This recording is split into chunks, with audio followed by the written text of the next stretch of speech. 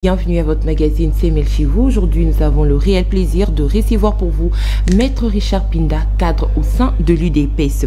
Alors, vous le savez, en vue de trouver une thérapie pour tenter de guérir une justice malade, depuis le jeudi dernier, Kinshasa a pris les états généraux de la justice congolaise. Alors, notre invité, étant participant de ces assises, va nous dire le pourquoi de ces assises. Tout d'abord, aussi des résolutions qui en découleront, est-ce que seront réellement mises en place et respectées en vue que la justice congolaise soit totalement guérie, ce qui est le souhait de tout Congolais. Aussi, il va nous parler de fruits, en fait, de l'importance des états généraux de la justice maintenant à l'ère actuelle. Avec lui, nous allons également aborder la question de la révision constitutionnelle. Vous savez, messieurs, dames, c'est une question qui fait couler beaucoup de salive.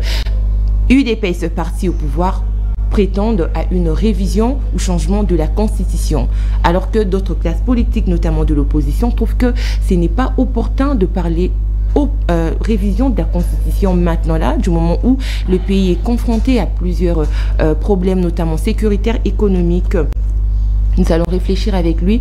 Il va nous dire pourquoi finalement il pense que c'est le moment de réfléchir à une révision de la Constitution. Déjà que au cours de ces assises, justement des États généraux, le porte-parole de la Sanco, Monseigneur Abbé Chollet, est revenu sur cette question pour dire que l'opportunité n'y est pas. Le Congo n'a pas besoin d'une révision de sa Constitution à l'ère actuelle. Alors je le dis, c'est avec Maître Richard Pinda que nous allons réfléchir autour de ces deux sujets d'actualité. Il est avec nous aujourd'hui sur ces plateaux de CML chez vous. Maître, bonjour et bienvenue à vous. Bonjour madame, merci à vous de nous avoir accordé cette opportunité d'échanger avec vous sur des questions qui touchent tout Congolais, d'ailleurs qui touchent les sorts de Congolais, qui touchent, allais-je dire, le fonctionnel même de la République. Je voudrais apporter une petite précision. Je ne suis pas participant aux assises des États généraux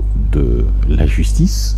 Je suis plutôt, comme qui dirais-je, organisateur. Donc je suis l'un des organisateurs. Pourquoi j'insiste sur ces faits? Tout simplement parce que je suis supposé avoir la maîtrise de ces assises du début jusqu'à la fin, c'est-à-dire l'objectif qui est poursuivi.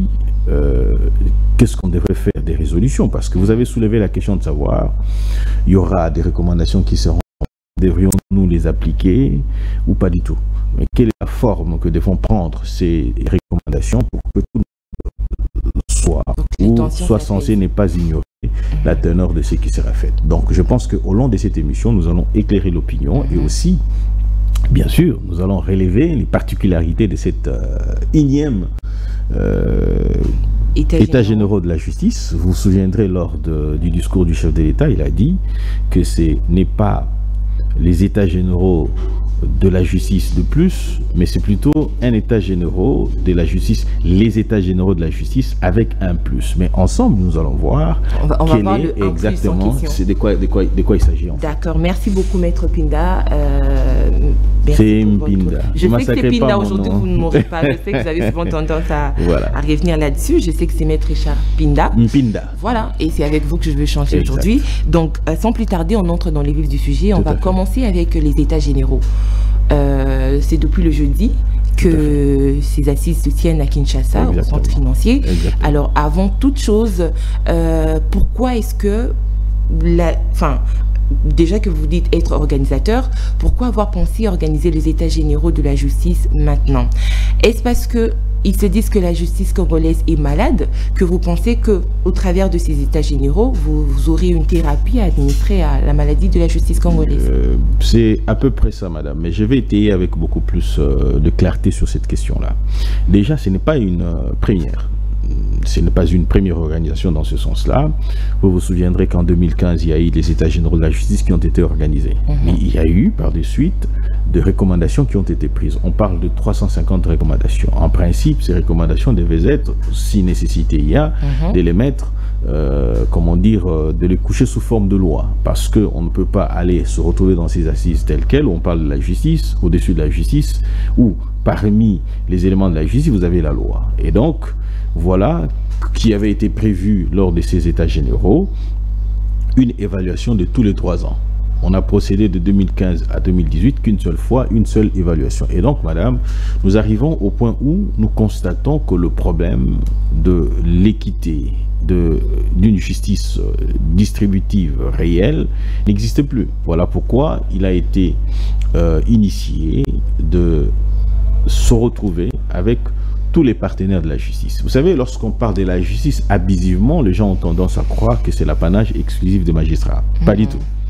Et d'ailleurs, je ne dirais pas que l'apanage exclusif de magistrats, je dirais plutôt l'apanage exclusif du juge. Parce que lorsqu'on parle de la justice, ne confondons pas le pouvoir judiciaire de la justice. Parce que lorsqu'on parle du pouvoir judiciaire, on voit d'une part la gestion des magistrats et d'une autre part la gestion des cours et tribunaux. Mais cela ne veut pas non plus dire nécessairement que la justice ou dans la particularité ou qui est consacrée l'indépendance de la justice. L'indépendance, lorsqu'on parle de l'indépendance de la justice, on évoque beaucoup plus l'indépendance du juge. Pourquoi? Parce qu'on veut que lorsque le juge est en train de dire le droit, qu'il ne reçoive pas l'interférence d'une autorité politique ou voire même judiciaire, une influence quelconque. La loi, d'ailleurs la Constitution est claire là-dessus, elle dit le juge n'a d'autorité que la loi.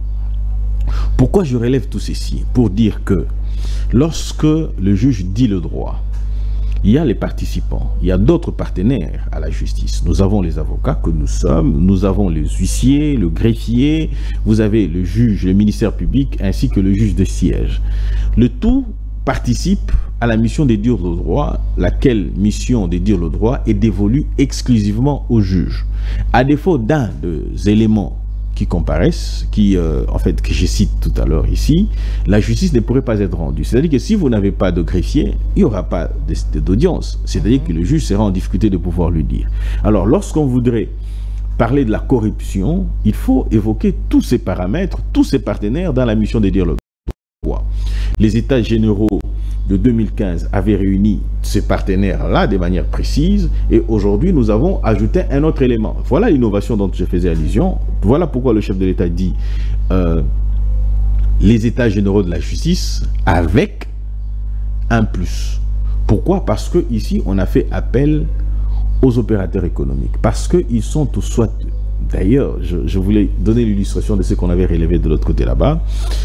Parce qu'ils sont aussi victimes de la justice. Nous voulons, comment dire, assainir le climat des affaires. Il faut mettre le justiciable, il faut mettre les hommes d'affaires dans des conditions pour que les investisseurs arrivent. Mais nous-mêmes, dans notre comportement, nous portons un coup fatal à cette justice qui ne peut pas, qui en principe devait être le socle, la garantie pour que le justiciable, en venant vers la justice, puisse s'assurer que je suis dans un état, réellement un état de droit, et que lequel état permettra à ce que les choses évoluent d'une certaine manière. Et donc, madame...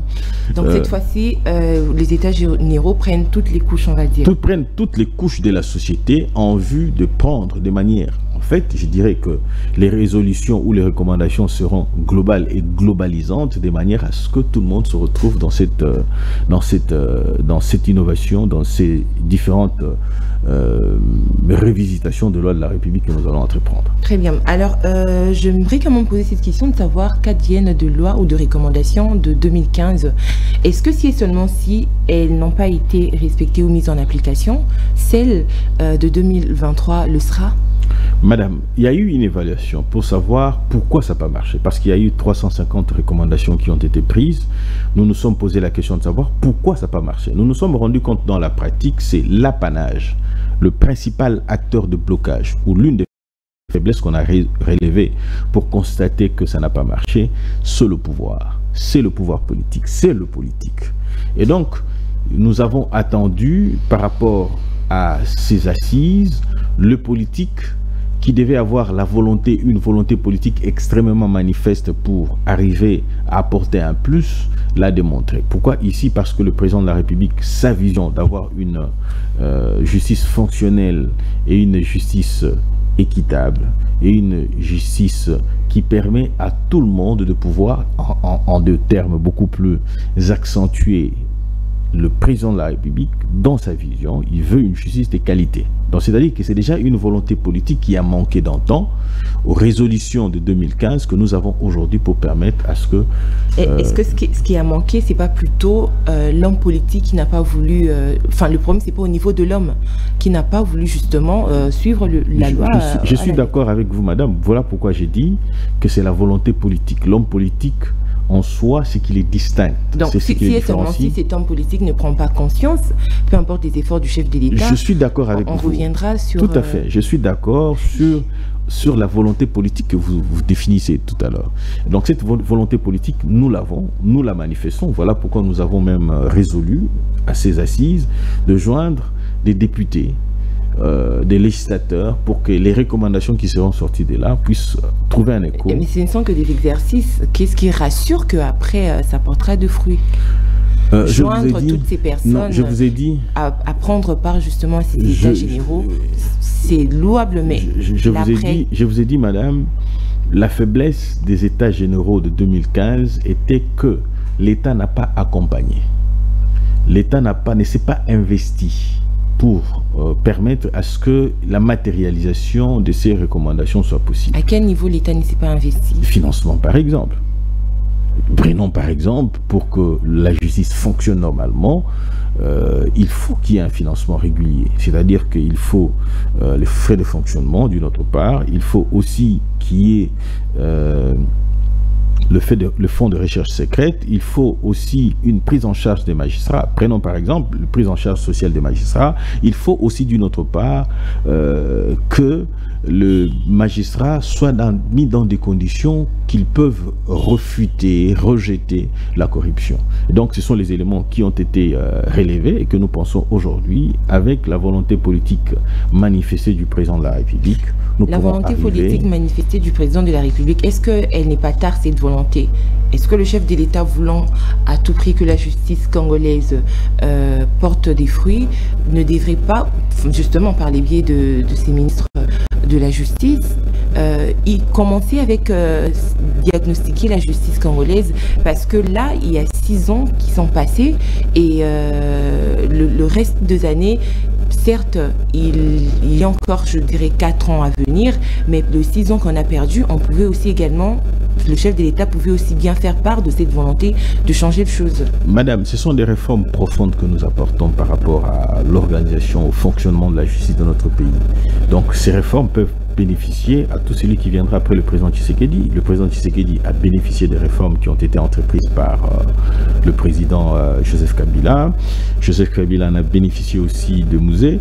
Mouzé en a bénéficié aussi de Mobutu, parce que nous avons un principe fondamental, celui de la continuité de l'État, et nous pensons que partant de ce principe-là, il n'est pas tard. Nous pensons bien que pourquoi pas, donc, si j'en venais à remplacer le président Tshisekedi, parce que je comprends la teneur de cette constitution, pourquoi pas y aller. Donc écoutez, les résolutions dont nous disons ici, recommandations de 2013 qui ont été, 2015 plutôt, qui ont été évaluées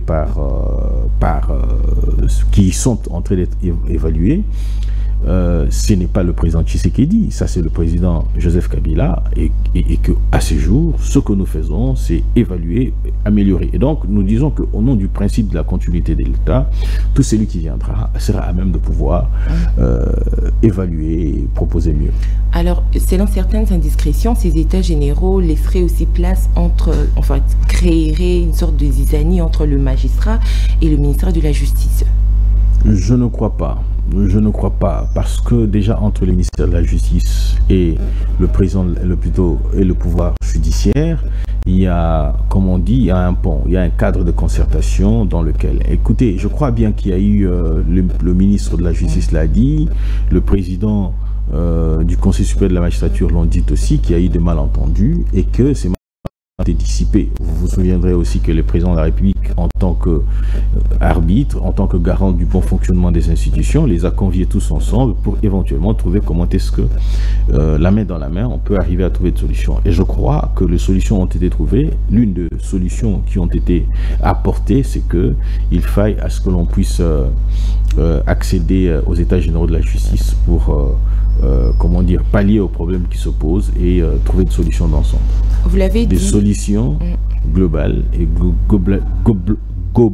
globalisante, oui, voilà. Vous l'avez tout à l'heure dit que ces états généraux, ceux-ci viennent avec un plus, celle également de prendre en compte toutes les couches. Alors, quand le chef de l'État initie par exemple qui est création d'un parquet financier, est-ce que vous pensez que c'est une résolution à promouvoir là maintenant, du moment où on a la Cour de compte est là, il y a des tribunaux de commerce, il y a également le parquet, parce que si déjà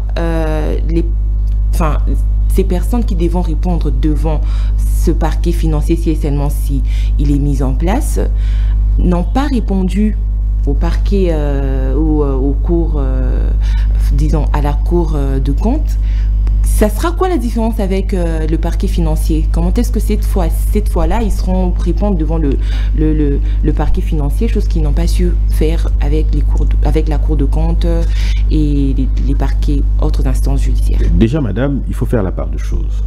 Le parquet financier n'est pas en concurrence avec la Cour de compte, ou ne le devra pas l'être. Il faut, en fait, la spécificité de la matière, elle est importante. Parce qu'on est tous juristes, mais chacun a sa spécialité. C'est-à-dire qu'on est soit avoir été fini en droit économique, soit avoir fait écrit en droit constitutionnel, ainsi de suite. Alors, le parquet financier vient pour se rattacher à la Cour de compte qui existe déjà. Parce qu'il faut un parquet rattaché à chaque juridiction. Vous avez par exemple le parquet on dit la cour d'appel de Kinshasa Matete par exemple, qui est rattaché, le parquet général de Matete est rattaché à la cour d'appel de Kinshasa Gombe. Et donc le parquet financier qui sera créé, c'est pour être rattaché à la Cour de compte. Et donc, à ce niveau, il n'y a pas de problème. On vient plutôt combler un vide qui existe déjà. Donc, je pense que le rôle du parquet, il faut se le dire. Non. C'est que le parquet financier n'aura que pour compétence de poursuivre le crime financier. Le crime financier, j'allais dire. Vous voyez ça? Et donc, le parquet vient compléter un vide. Le parquet financier qui pourrait être créé à l'initiative du président Tshisekedi ne viendra que pour compléter un vide qui existe déjà. Lequel? Parce qu'il y a absence de crime. Aujourd'hui, c'est tout magistrat qui parle de détournement. C'est tout magistrat qui parle de corruption. Vous voyez ça? Et donc, cette initiative tend à venir renforcer le parquet qui existe déjà en y ajoutant le parquet financier pour permettre, en principe, on devait aussi avoir un parquet spécifique des crimes, des crimes de circulation routière. Vous avez un parquet qui n'est spécialisé que de ça et des juges compétents pour éventuellement. C'est comme ça que ça doit se faire dans tous les pays au lieu de faire en sorte qu'on soit tous généralistes. Mais avec les mêmes personnes, est-ce qu'ils arriveront à suivre, à rencontrer leurs objectifs? Voilà pourquoi nous avons, tout le long de ces assises des États généraux de la justice, souhaité proposer qu'il y ait une formation continue, qu'il y ait des formations continues, lesquelles une remise à niveau de chaque personne qui devra éventuellement contribuer à cette mission-là. Alors, maître, croyez-vous réellement que la justice congolaise est-elle malade? Bon, je crois que la justice congolaise est atteinte d'un cancer type grave, qu'il faille extirper la partie cancéreuse, je crois que la justice... Je suis professionnel de droit, c'est-à-dire que je participe à cette mission de dire le droit. Nous en sommes victimes et cette maladie de la justice a des conséquences sur l'exercice de notre profession. Elle date de quand cette maladie? Oh, elle date de belle lurette. Elle ne date pas de... Elle date de Mobutu déjà. Elle date déjà de Mobutu. Elle s'est apaisantie, approfondie sur Mzee. Elle s'est alarmée sur Joseph Kabila. Elle s'est aggravée avec Félix-Antoine Tshisekedi. Très bien. Alors pourquoi je vous ai posé cette question? Parce que selon l'ODEP, la justice congolaise n'est pas malade. Ça serait plutôt le président Félix-Antoine Tshisekedi qui l'instrumentalisait. Non, je crois bien que l'ODEP n'a pas l'avantage que j'ai. L'ODEP n'a pas la lecture, ne peut pas avoir la lecture que j'ai, tout simplement parce que l'ODEP ne participe pas à la mission de dire le droit. C'est nous, certains parmi nous, pas moi, certains parmi nous qui vont corrompre le magistrat. Il y a certains magistrats qui se laissent à la disposition de la corruption. Je ne dis pas que tous les magistrats sont pourris, vous voyez ça, mais l'ODEP, s'il ne voit pas ça, moi je comprends que c'est une structure qui ne fonctionne pas, vous ne savez pas, vous ne pouvez pas imaginer le caractère scandaleux de ce que nous recevons du pouvoir judiciaire. Lorsque vous êtes avocat, c'est pas facile. Dans le contexte de la justice qui est la nôtre, je ne dis pas, j'insiste, j'ai dit qu'il y a des magistrats qui sont compétents, qui sont, comment dire, ils n'acceptent pas la corruption, il peut rester pauvre, il est fier, il est intègre, vous voyez. Et donc, nous les encourageons. Et puis la faiblesse, c'est que ces genres de magistrats sont soit, comment dire, isolés. Pourquoi? Parce qu'ils ne jouent pas au jeu. Ces magistrats sont, comme qui dirait, ne sont pas primés, ne sont pas récompensés. Non, la prise en charge, c'est un autre aspect, par exemple. J'ai appris que certains magistrats, lorsqu'ils perdent un membre de la famille, se cotisent entre eux. Ah non. Lorsqu'il a quelqu'un de sa famille qui est malade, ces magistrats doivent, comment dire, recourir à d'autres magistrats pour subvenir. Non, pas du tout. Le magistrat travaille pour la République. Le magistrat, il est au service de la République. On ne peut pas aujourd'hui décrier la corruption au sein de la magistrature, par exemple, en oubliant qu'il y a de vrais problèmes auxquels les magistrats font face et qu'on n'y répond pas. Prenons par exemple, avec ce qu'il y a eu à l'évasion de militaires, par exemple, eh bien écoutez, ce n'est pas le militaire qui, plutôt le policier, j'allais dire évasion à Makala, ce n'est pas le magistrat qui gère la prison, c'est pas le magistrat qui en construit non plus. En quoi et comment et pourquoi on doit indexer les magistrats. Et donc vous conviendrez avec moi que l'État doit s'assumer. Voilà pourquoi je vous ai dit que l'accompagnement était faible pour que l'on puisse arriver à ces résolutions-là. Vous savez, j'ai appris quand je grandissais, on disait que Moutousora Ibaga, soit qu'est-ce que c'est, mais ce qu'est-ce pour Ibate, il faut aussi les mettre dans les conditions où il pour qu'il y ait Ibate.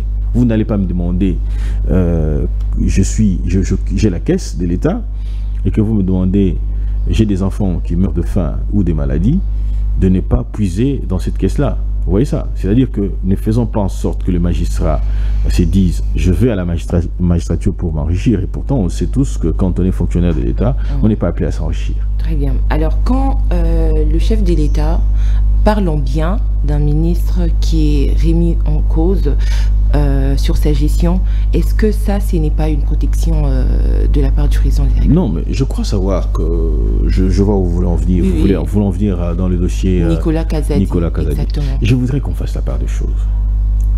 Le président Tshisekedi n'a pas parlé en bien de Nicolas Kazadi. Le président Tshisekedi a interpellé sur un fait.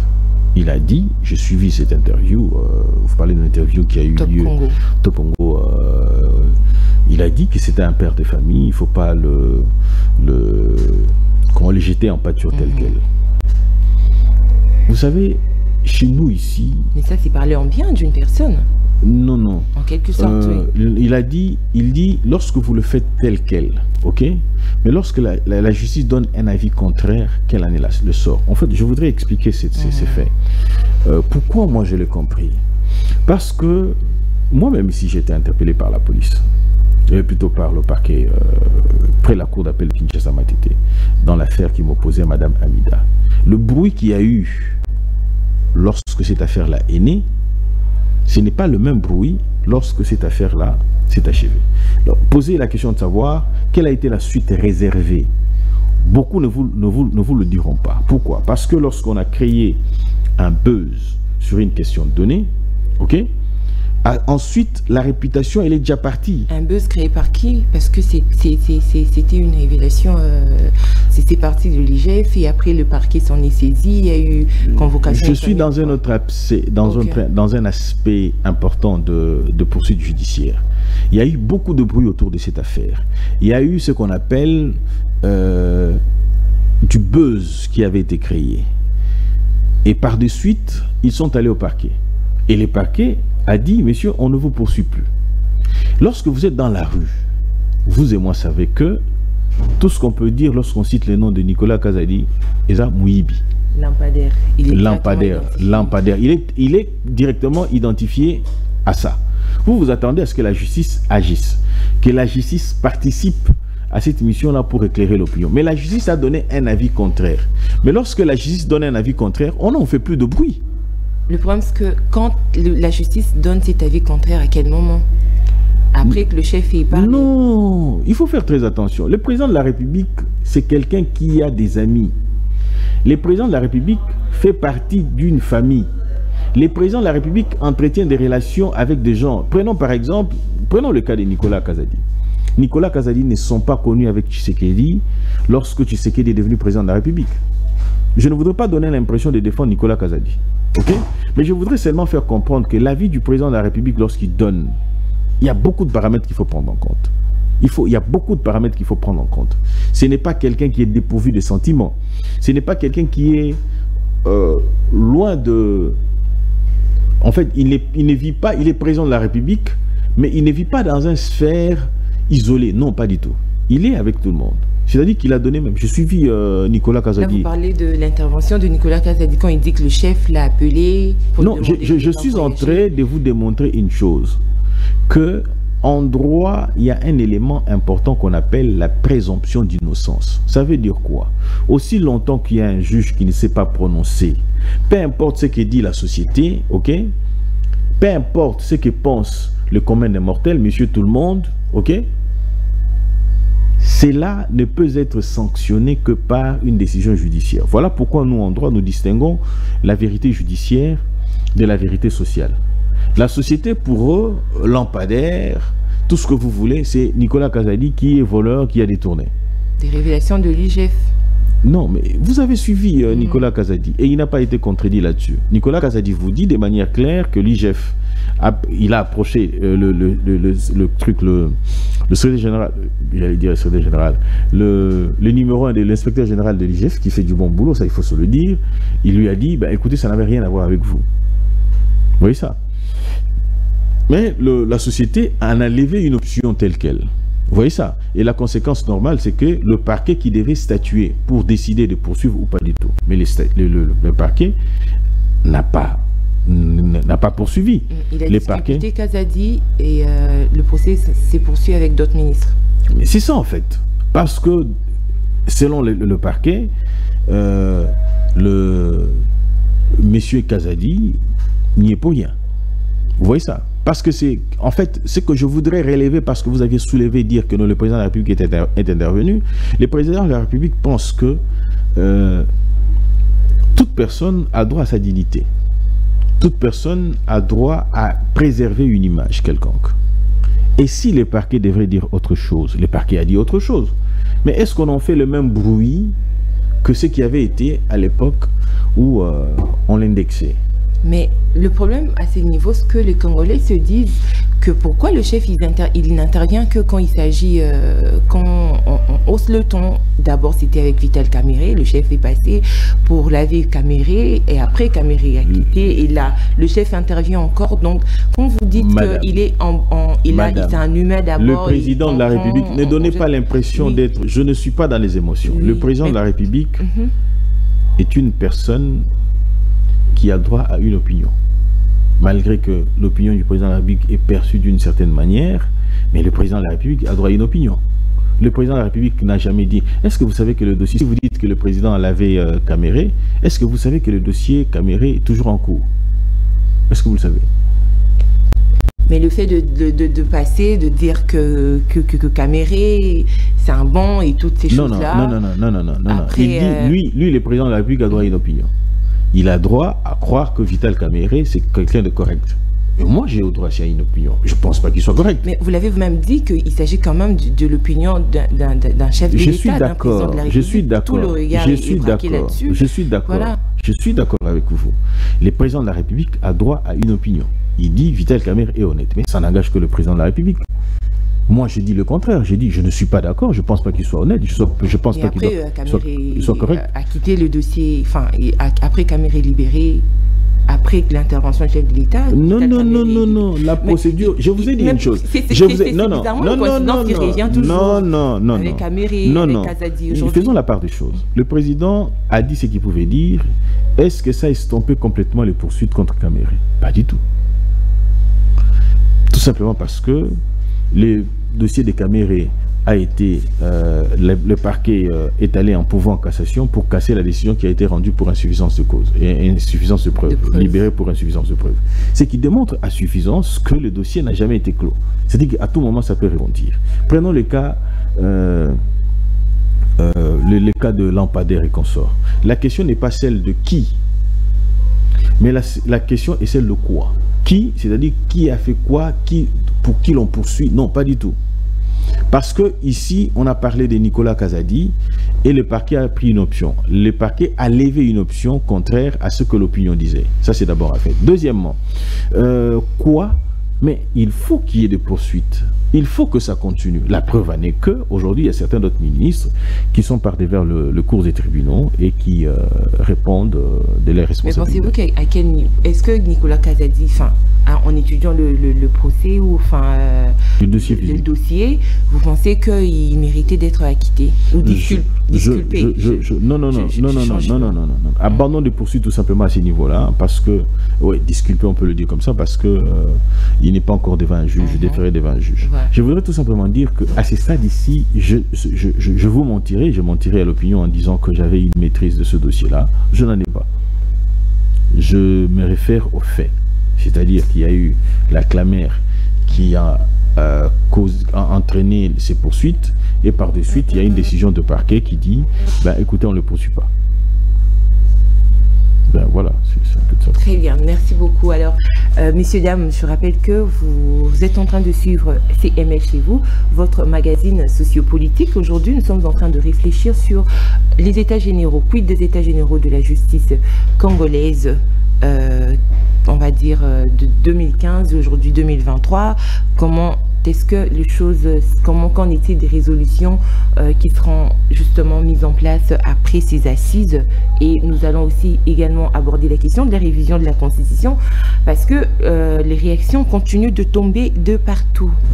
Pour ce faire, nous sommes en train de changer avec Maître Richard Pinda, cadre au sein du parti politique UDPS, parti au pouvoir, parti présidentiel. Maître Richard, avant de boucler le chapitre sur les états généraux, qu'est-ce que le Congolais peuvent attendre de ces assises? Alors, les Congolais doivent s'attendre à participer aussi de manière active à l'évolution de la justice au terme des résolutions qui seront prises, parce que nous avons pour habitude de croire que ce sont les autres qui vont faire et nous pas. La population en tant que justiciable est aussi en droit de l'énoncer de temps en temps, et aussi de prendre l'initiative de poursuivre un acteur de la justice qui se comporterait d'une certaine manière. Pensez-vous vraiment qu'après les états généraux, on ne parlera plus d'une justice de deux poids deux mesures? Je ne pense pas, parce que je ne dis pas que nous sommes dans un monde parfait. Parce que s'il faut voir ce qui avait été fait avec Donald Trump, candidat président de la République, c'est qu'il voudrait tout simplement dire que une justice parfaite n'existait pas, si ce n'est que la justice des dieux, pour ne pas dire que la justice des dieux, il y en a. Et donc, l'opinion retiendra sur cette question-là que nous pouvons améliorer la justice. Nous pouvons la rendre beaucoup plus attrayante, beaucoup plus agréable. Parce que nous parlons de la justice, nous considérons que c'est une femme et que cette femme-là, il doit être mise dans des conditions pour plaire à ceux qui la regardent. Alors, les résolutions doivent vraiment tenir compte des détourneurs, surtout. Les résolutions doivent faire en sorte, de manière à mettre les acteurs de la justice dans les conditions qu'il faut, particulièrement les magistrats, pour que ceux derniers ne puissent pas se laisser entraîner dans la corruption. Oui, parce que vous l'avez vous-même dit que ça sera difficile d'avoir des investisseurs dans un pays où la justice tout à fait, ça va de soi. Est cancéreuse. Tout à fait. En quelque sorte. Tout à fait. Très bien.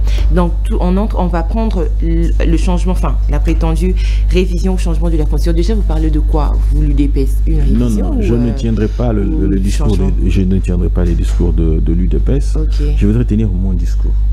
Moi, je suis de ceux qui pensent qu'il faut changer de constitution. Pas une révision. Pas de révision. Mais la Constitution, elle prévoit sa révision, mais pas son changement. Mais... La Constitution prévoit et la révision et le changement. Comment ça, le changement? Alors, vous savez, j'ai toujours voulu qu'on fasse comme ceci. Si nous parlons de la République démocratique du Congo, il faut voir une échelle de valeurs. Une échelle de valeurs. Nous prenons Dieu, nous prenons la population congolaise, nous prenons... pourquoi la population congolaise? Parce que c'est le souverain. Nous prenons la Constitution. Tout ce qui peut être... La Constitution et le président de la République. Tout ce qui peut être fait et défait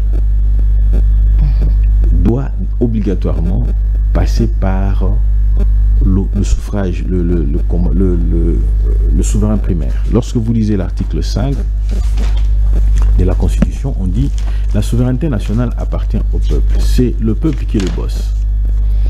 Tout pouvoir émanant du peuple qu'il exerce directement par voie des référendums ou d'élections et indirectement par ses représentants. La souveraineté appartient au peuple congolais et ce peuple congolais a défini qui peut faire quoi pour éventuellement soit exercer cette souveraineté, il les confie à qui le veut.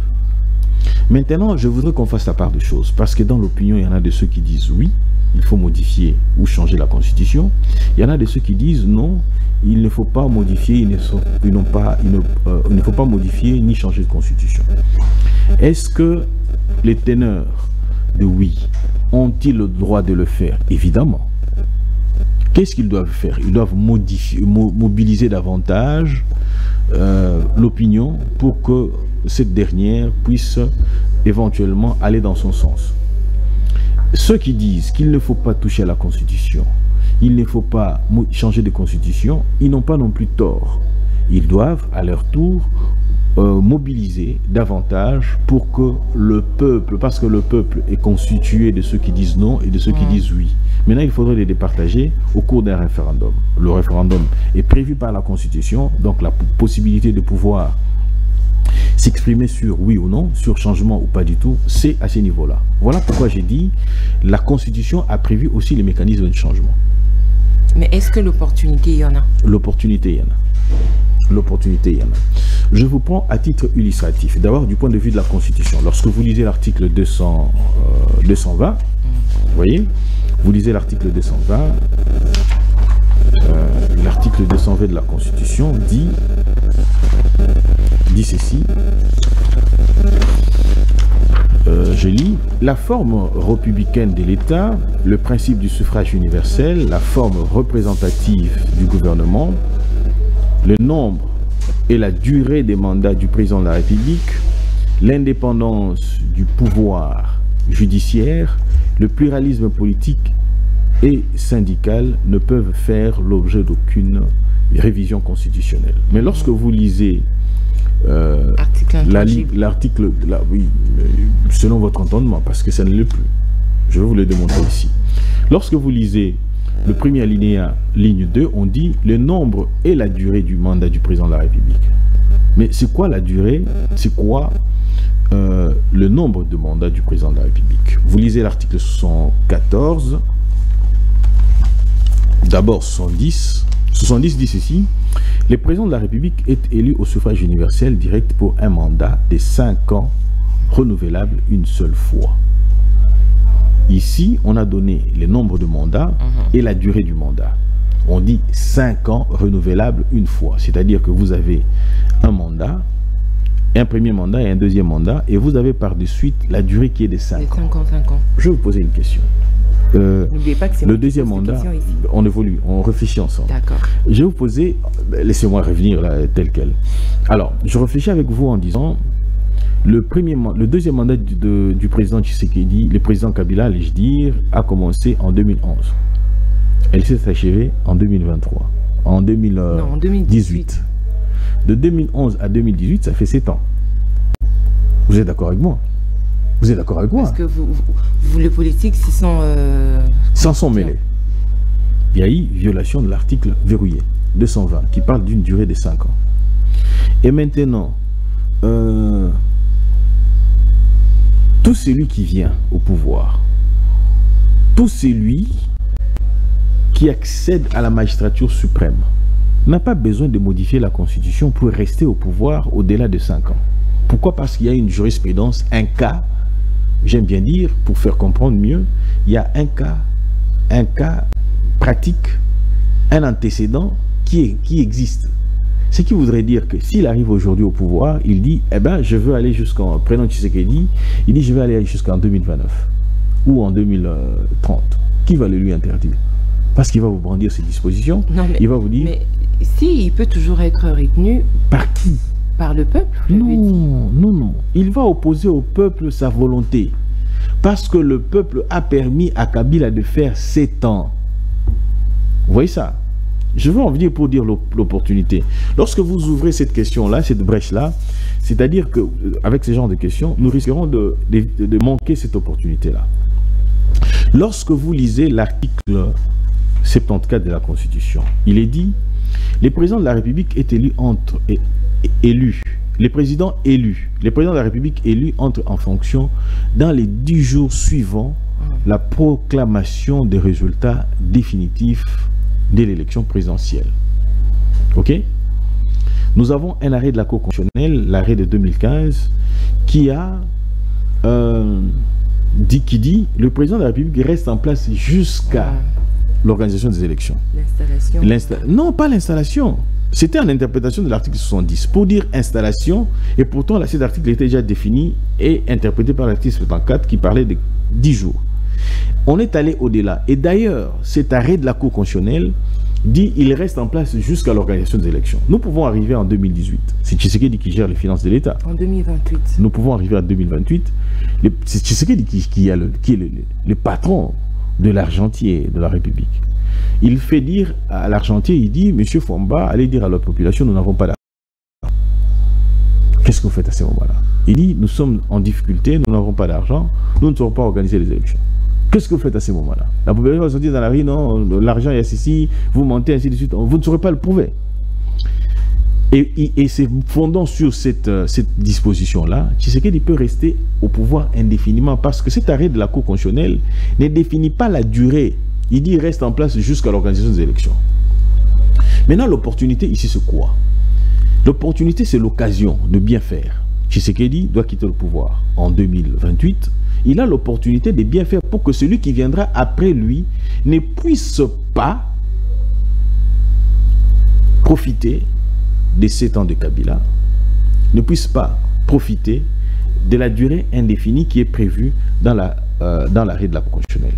Vous avez une opportunité. Et lorsque vous lisez toujours, je vous ai déjà donné une opportunité, lorsque vous lisez l'article 220 toujours de cette même Constitution, il est dit ceci, l'alinéa 2, est formellement interdit toute révision constitutionnelle ayant pour objet ou pour effet de réduire le droit, liberté des personnes ou de réduire les prérogatives des provinces et des entités. Madame, en vertu de quoi Joseph Kabila a nommé les commissaires spéciaux, il a violé cette disposition. Vous voyez ça? Il a nommé les commissaires spéciaux en violation de cette disposition. Et la conséquence normale, c'est que il faille doter la République d'une constitution qui ne va pas se permettre de laisser des brèches telles quelles pour que qui que ce soit puisse en profiter. Une autre opportunité, madame. Vous avez, dans nos provinces, nous avons passé plusieurs mois, et on en connaît jusqu'à présent, où les gouverneurs sont en guerre, en couteau tiré, avec les assemblées provinciales. J'ai vu encore un autre parti politique dont je ne voudrais pas citer les noms ici, qui est en train de mener la vie dure au président de l'Assemblée provinciale de Kinshasa, APK. Vous voyez ça, madame? Ce qui voudrait dire que les conflits qui existent entre les provinces, on doit y trouver des solutions. Parce que ce que nous poursuivons ou que nous avons poursuivi... C'est pas des caprices de politique, carrément. Mais c'est ça, madame. En fait, il faut éviter aux politiques. Il ne faut pas donner des brèches aux politiques pour qu'ils puissent entraver les développements de la République. Les provinces connaissent des difficultés par rapport à ça. Vous allez vous rendre compte que le conflit entre Assemblée provinciale et le gouvernorat d'une province donnée met en mal le fonctionnement normal des institutions de la République et particulièrement des provinces. Et donc, nous pensons qu'il faille l'opportunité... La solution peut être trouvée pas forcément dans la Constitution. Madame, la Constitution qui serait trouvée pas forcément dans la Constitution, ça serait qu'une solution temporaire. Mais il faut avoir une Constitution, plutôt une solution définitive. Voilà pourquoi nous disons de la Constitution... Je suis en train de proposer tout à l'heure. Je suis en train de proposer tout à l'heure.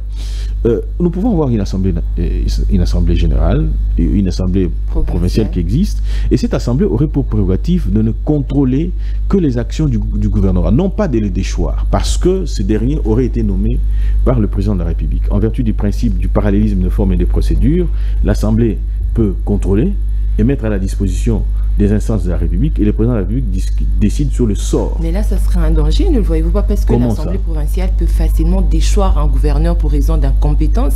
Mais s'il faudrait... Supposons que c'est un président qui nomme son frère et qui... Madame, non, voilà. Non, madame. Oui, parce qu'il faudrait ouvrir toutes ces brèches-là, mettre nous avons... Écoutez, madame. La compétence, ce n'est pas ce que nous voyons dans la rue, ce qui se dit très souvent dans la rue. La compétence, c'est la capacité, d'une part, la capacité à répondre à une prérogative ou des prérogatives qui sont vôtres. La compétence, c'est que je sois où je suis ici et que vous soyez là où vous êtes. Lorsque je me déplacerai d'ici pour là-bas, ça serait de moi un incompétent. Pourquoi? Parce que je ne fais pas votre travail, que je ne suis pas censé faire votre travail. Et donc je pense que les mécanismes qui pourraient être mis en place à travers cette constitution permettraient à ce que les choses aient son entendement de manière à assurer le développement de Mais prenons le cas actuel par exemple, c'est pratiquement on va dire les membres de l'UDPS qui sont gouverneurs dans la majorité de provinces. Et donc à ce niveau-là, il y a eu, comment on appelle ça, des recommandés aussi, où il y a eu quand même une sorte d'influence politique. Donc il ne faudrait pas forcément que le président nomme et révoque.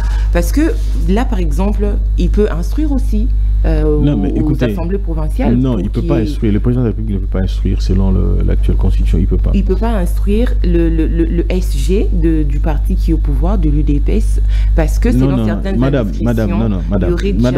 il faut déjà, il faut faire la part des choses. Il faut faire la part des choses. Il faut faire très attention lorsqu'il s'agit des prérogatives qui reviennent au président de la République et des autres institutions. Nous ne voulons pas que le président s'ingère dans ce qui se passe, souvent dans la gestion quotidienne, ainsi de suite. C'est pas intéressant, pas du tout. Mais s'il doit nommer, donc il s'est non, il ne se gère pas dans la gestion. Il peut nommer. Donc, c'est-à-dire qu'il est l'entité qui incarne, d'ailleurs, je l'ai toujours dit, qui incarne l'universalité du suffrage, tout ça, ok?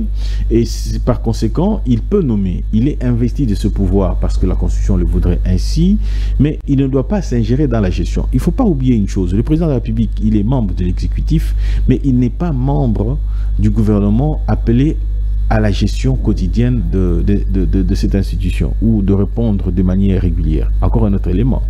Lorsque vous lisez, vous avez soulevé la question lorsque vous dites est intervenu, s'est impliqué, ainsi de suite, tout ça, l'article 78 de la Constitution nous pose encore un autre problème lorsqu'il dit le Premier ministre est issu de la majorité au pouvoir, ou si majorité il n'y a pas, il faut une coalition. Madame, aujourd'hui, vous ne pouvez pas être nommé si vous n'avez pas la bénédiction de votre chef du parti. Ça, c'est un problème. Pourquoi? Nombreux sont ceux qui détournent et que le parti le protège. Est-ce que nous pouvons avoir des compétences qui ne sont pas protégées par le parti? Est-ce que le président Tshisekedi peut se réveiller un bon matin et il dit « Ah, cette place appartient au MLC. Mais je veux ces militants-là du MLC au coin qui viennent travailler ici. » Vous pensez que ce sera possible? Non. Pourquoi? Parce que l'MLC dira,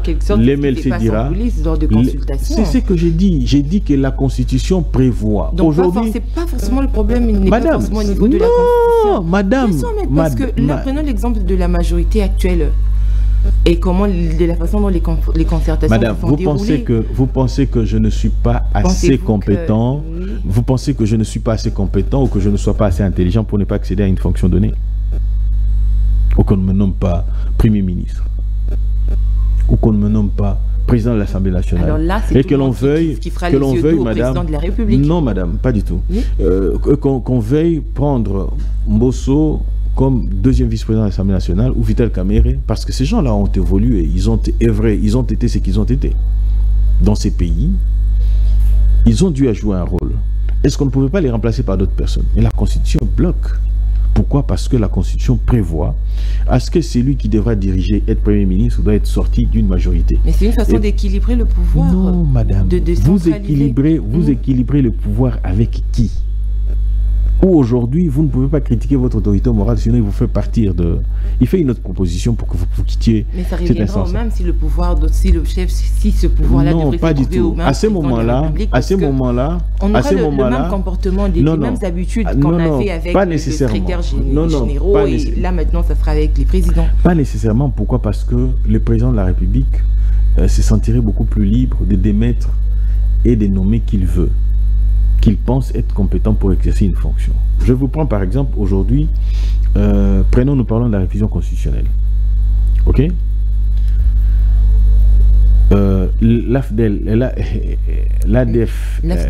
L'FDC s'est prononcé pour dire qu'il allait dans la logique du président de la République. Vital Kamerhe ne s'est pas encore prononcé.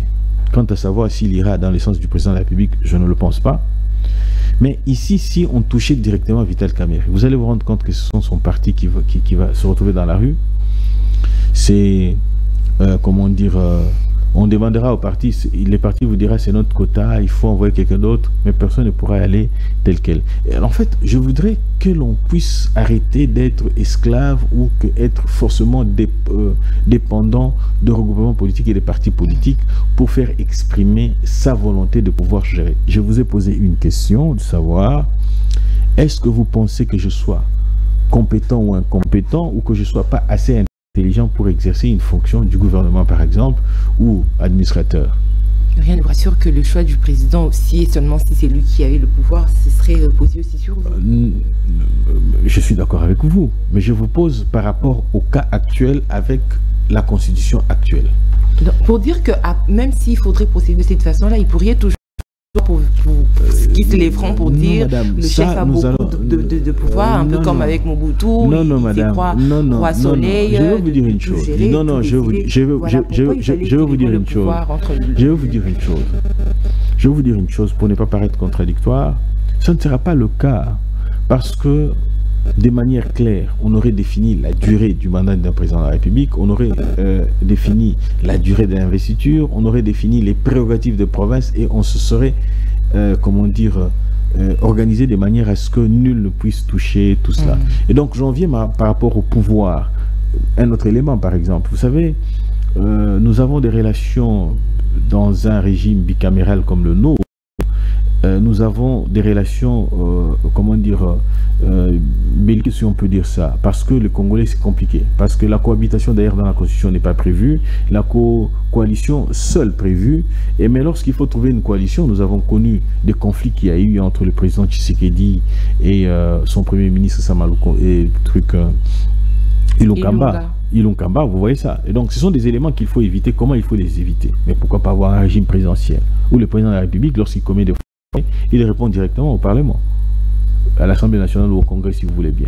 Nous sommes dans ces pays où on peut se comporter comme on veut, comme ça a été le cas avec le président Kabila, signature des accords de 2009-2013, mais il n'a jamais été inquiété. Est-ce que nous ne pouvons pas avoir un Congrès qui peut l'interpréter pendant qu'il est en fonction ou en dehors de fonction? Donc ce sont des éléments qu'il faut éventuellement voir et qui demandent à ce que l'on puisse organiser les élections. Voilà. Et plutôt changer et éventuellement aller au référendum. Et là, madame, je crois vous avoir montré l'opportunité, selon mon entendement, pour que les choses aillent dans ce sens-là. Alors ces éléments, on ne dirait pas que ce sont des envies égoïstes de politique, parce que à quel niveau le Congolais pourrait se retrouver, ou on va dire comment est-ce que ça va rencontrer le développement de la population? Non, madame, il faut bien dire les choses. Ok?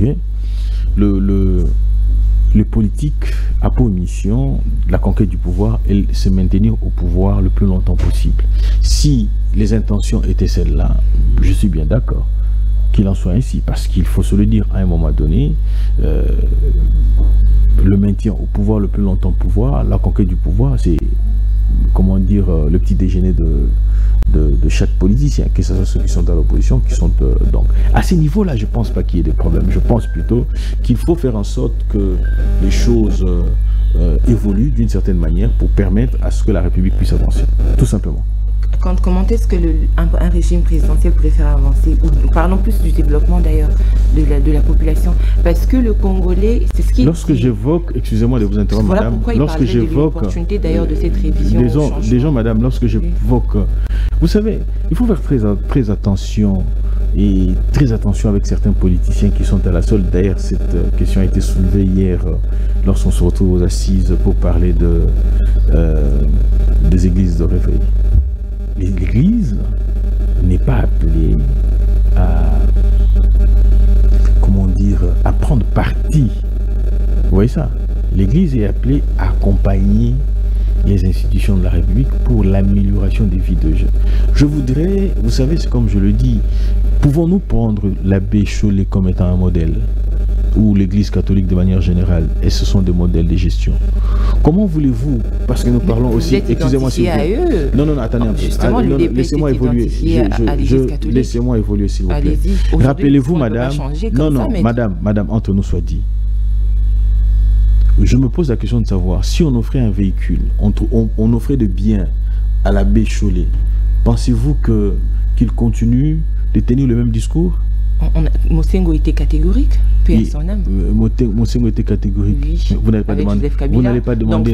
Vous n'allez pas demander. Vous n'allez pas demander. Vous n'allez pas demander. Vous n'allez pas demander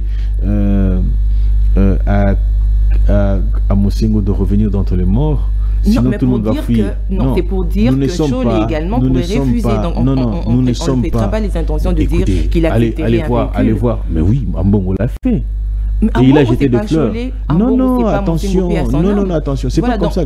Non, c'est pas comme ça. Non, j'ai pris un élément. J'ai pris un élément. J'ai pris un élément. Vous connaissez le dossier de la Perenco avec l'Église catholique. Perenco avec l'Église catholique pour le pétrole. Mais pourquoi aujourd'hui vous sortez tout ça? Simplement parce qu'ils veulent pas ou ils partagent pas. Vous savez pourquoi la gratuité de l'enseignement n'a pas marché? Et plutôt, la gratuité de l'enseignement a connu des difficultés avec l'Église. Mise en application. Non, pas du tout. Laissez tomber, madame. Oui. Ça n'a rien à voir. Vous savez, les politiques, vous savez, même dans des églises, pas seulement l'Église catholique, les autres, ils font de la politique. Il faut comprendre qu'ils font de la politique. Quand ils font de la politique, ils voient leurs intérêts. Mais qu'est-ce qui a changé aujourd'hui avec l'Église catholique? Ce qui a changé, c'est la même Église catholique. Non, ce qui a changé, c'est les contextes.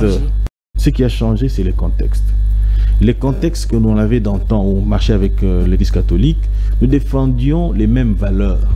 Et il a les valeurs puisque nous sommes, exactement, lorsque nous sommes arrivés au pouvoir. De quel côté? À votre côté ou du côté de l'Église catholique, je vous ai dit, le plus important ici, est-ce que vous savez que la gratuité de l'enseignement aurait allégé beaucoup de familles? A allégé d'ailleurs beaucoup de familles. L'échec de la gratuité de l'enseignement, c'est au niveau de l'Église catholique? Non, vous ne voulez pas écouter ce que je vous dis, malheureusement. Allez-y, dites-moi. Vous ne voulez pas m'écouter. J'ai dit ceci.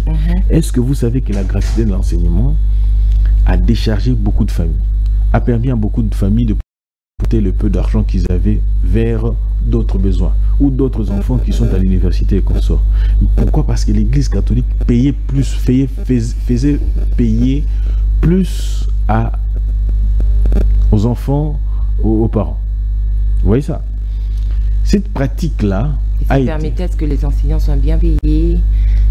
Est-ce que vous savez que il y a un syndical, j'ai encore la vidéo avec moi dans mon ordinateur. Mais il menace d'aller en grève déjà. Qui c'est? Simiko. Mais la grève c'est tout à fait normal. Dans un état de droit, dans une démocratie, la grève est normale. Exactement. Mais c'était pas si autant qu'avec avant. Hein. Moi, avant j'ai avec fait qui? les églises catholiques. Avant avec qui? J'ai étudié dans les écoles catholiques. Là, non, madame, c'était avant avec qui? Avant justement la gratuité de l'enseignement. Avant, madame. Je ne dis pas qu'il n'y avait pas. Il y avait plus de grèves. Au niveau de secteur de l'enseignement. Oui. C'était pratiquement. Je comprends lorsque vous dites avoir fait l'église, les écoles catholiques, je comprends. Vous n'aviez pas la même appréhension des choses que maintenant. Vous voyez ça? Alors, je dirais qu'il y a eu beaucoup plus de grèves d'antan sous Kabila, ok, que maintenant, avec la gratuité de l'enseignement. Vous voyez ça? Nous avons connu des rentrées sans problème ici avec Félix Tshisekedi. Mais dans le temps, les parents ils sont venus nous voir pour dire qu'il est mais il y a tellement de Madame, je ne refuse pas. Oui. Attendez un peu, s'il vous plaît. Faisons la part des choses. Je ne refuse pas qu'il y ait des problèmes. Les problèmes, on en a. Nous les avons. Il faut les améliorer. Oui. Pour les améliorer, il faut réorganiser l'État en vue de permettre à des hommes qui sont... Je ne suis pas d'accord. Au régime antérieur. Non, mais madame, vous voulez qu'on se compare à qui et à quoi? Parce que nous parlons de la République. Je vous ai évoqué un fait. J'ai dit les réformes entreprises par le président Tshisekedi aujourd'hui peuvent... Un autre chef d'État peut s'en servir. Vous voyez ça? C'est de la même manière que la gratuité de l'enseignement. D'ailleurs, la gratuité d'enseignement... Il y a 6 ans aujourd'hui. La gratuité d'enseignement qui commence aujourd'hui pourrait être améliorée éventuellement au fur et à mesure qu'on avance. Vous voyez ça? Parce que les besoins sont là.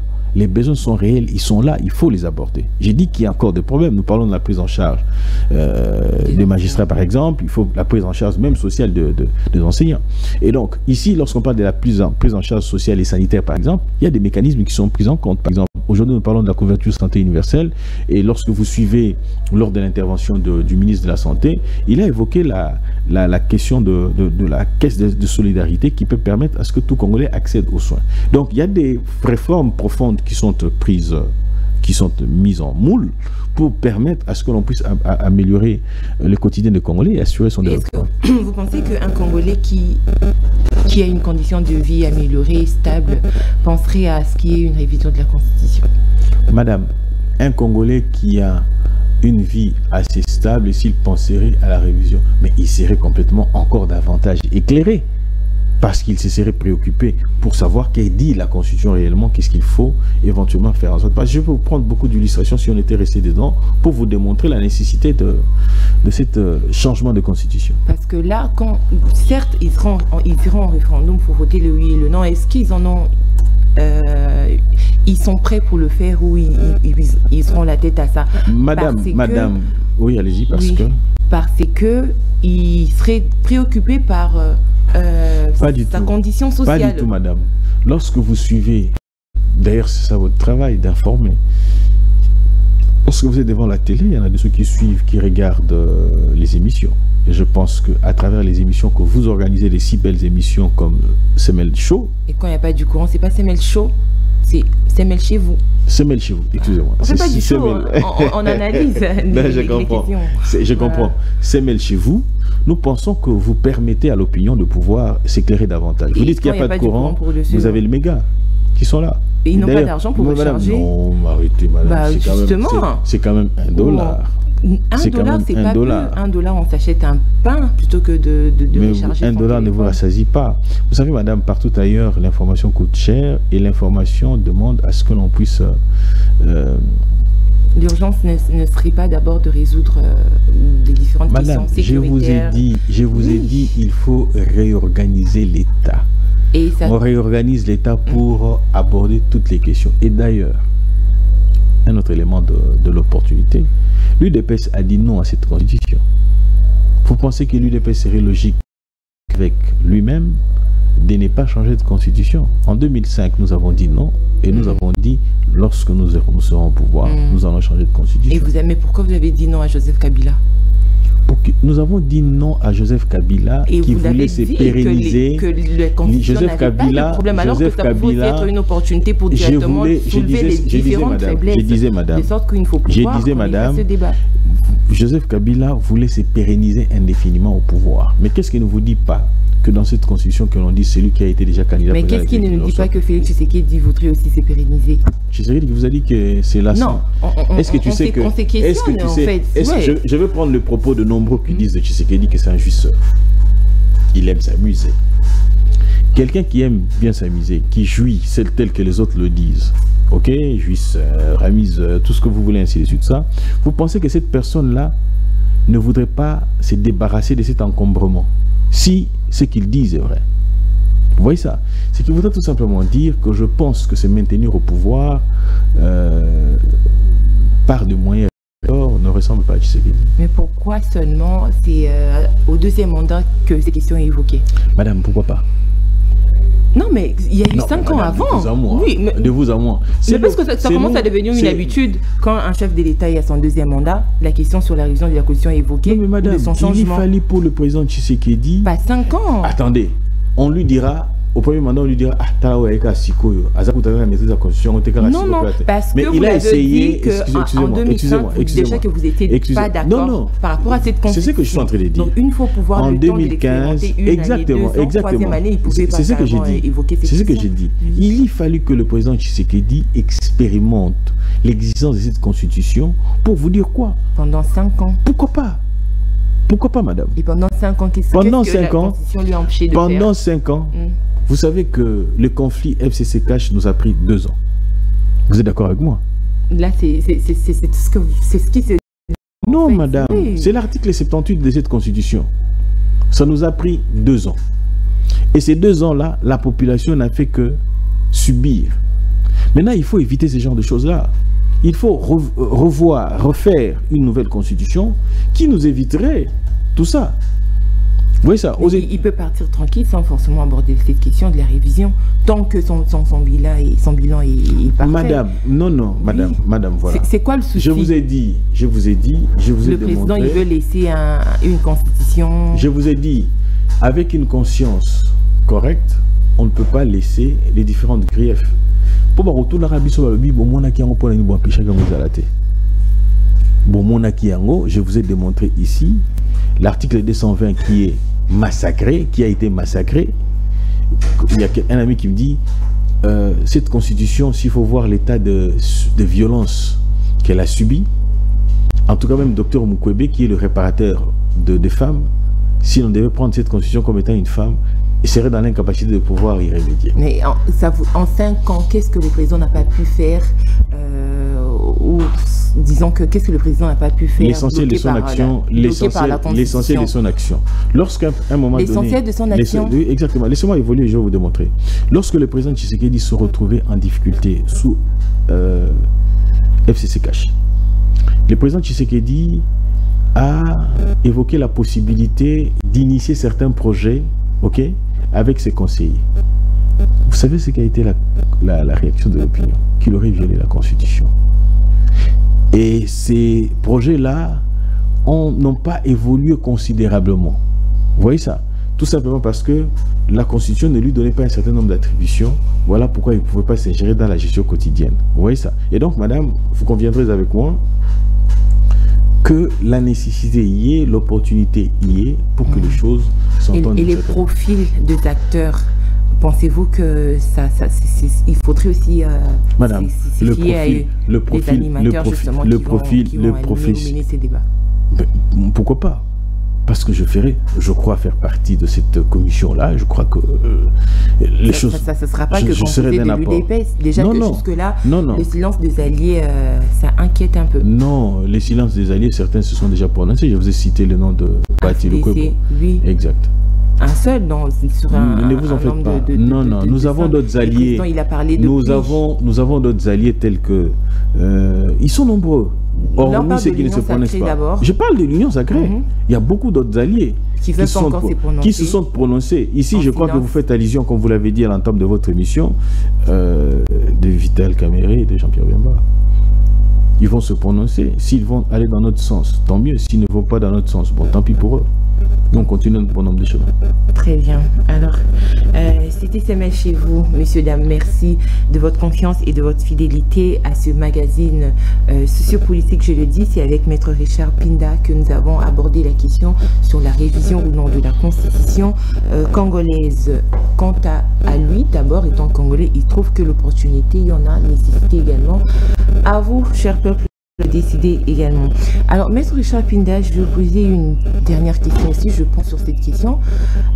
Pensez-vous que jusqu'ici, les différentes dispositions de cette constitution ont été respectées, de sorte que si et seulement si ça devrait faire l'objet d'un changement, les nouvelles dispositions seront également respectées aussi? Oui, je crois bien. Le problème de manque de respect ne se pose pas. Non. En fait, madame, c'est... Le problème du Congolais, davantage, c'est la volonté politique à agir. Et je pense qu'en nous mettant d'accord, en verrouillant et aussi en prévoyant des sanctions, les choses vont aller d'une certaine manière. Est-ce que vous avez déjà cet échantillon de la prochaine constitution? Mais on n'en a pas. Si vous dites que je vous réponde si on en avait ou pas du tout. Vous avez quelques articles, nous avons déjà des dispositions à... Des propositions à faire, il y en manque pas. Vous pouvez m'en faire deux? Certains sortent déjà des états généraux de la justice, par exemple. On dit il faut qu'on ne parle plus de Conseil supérieur de la magistrature, mais plutôt qu'on parle du Conseil supérieur de la justice. Et au sein de cette structure-là, qu'on y voit les avocats, la société civile et ainsi de suite. Très bien. Votre mot de la fin sur la révision? Je crois que nous devons tous y aller pour doter surtout une constitution non pas belligérante, mais plutôt une constitution qui... En quoi elle est belligérante? On n'a pas évoqué cette question. Non, mais écoutez, déjà... Lorsque vous lisez l'article 9 de cette constitution, il est dit... L'article 9 dit l'État exerce... Sur cette question-là. Le professeur Mampouya, il est doctrinaire. Le seul professeur à avoir participé, professeur, je ne suis pas dit, il était le seul professeur, les autres n'étaient pas encore professeurs à l'époque. Non, mais la question ne se pose pas. Et cela ne fait pas des symboles moindres. Mampouya, ça veut dire qu'il a la maîtrise de la rédaction de cette constitution. Madame, j'ai suivi certains professeurs je ne voudrais pas citer le nom, mais ils sont dépassés. Certains professeurs sont dépassés. J'insiste, certains sont dépassés. L'article 9 dit l'État exerce une souveraineté permanente, notamment sur le sol, le sous-sol. J'en viens. Les eaux et les forêts, ainsi de suite. Je voudrais rester sur le sol. Dans le temps, on avait la constitution qu'on avait dans le temps, elle disait, excusez-moi. C'est bon. Alors, dans le temps, on disait, l'État, c'était l'article 9, disait, le sol et le sous-sol appartenaient à l'État.